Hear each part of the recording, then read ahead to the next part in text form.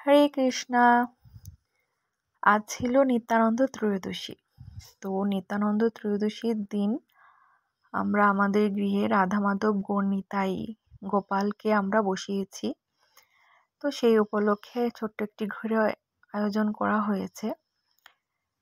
তো নিত্যানন্দ ত্রয়োদশী হচ্ছে অতীব শুভ একটি দিন, কারণ নিতাই না ভজিলে গৌর ভজিবে না।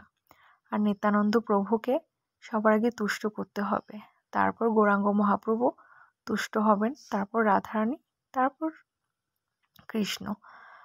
তো সেই উপলক্ষে ঘরে অভিষেক করানো হচ্ছে। গৌরাঙ্গী অভিষেক করাচ্ছে, রাধে অভিষেক করাতে পারেনি, কারণ তার আজকে এক্সাম ছিল, তো সেই জন্য সে অভিষেক করাতে পারেনি। হচ্ছে গোপাল, গৌর নিতাই, রাধা মাধব। তো সেই উপলক্ষে ছোট্ট একটি ঘরে আয়োজন করা হয়েছে। তো সামান্য ভোগ রন্ধন করা হয়েছে নিত্যানন্দ প্রভুর ত্রয়োদশী উপলক্ষে। তো সবাই ভালো থাকবেন। হরে কৃষ্ণা, হরি বল।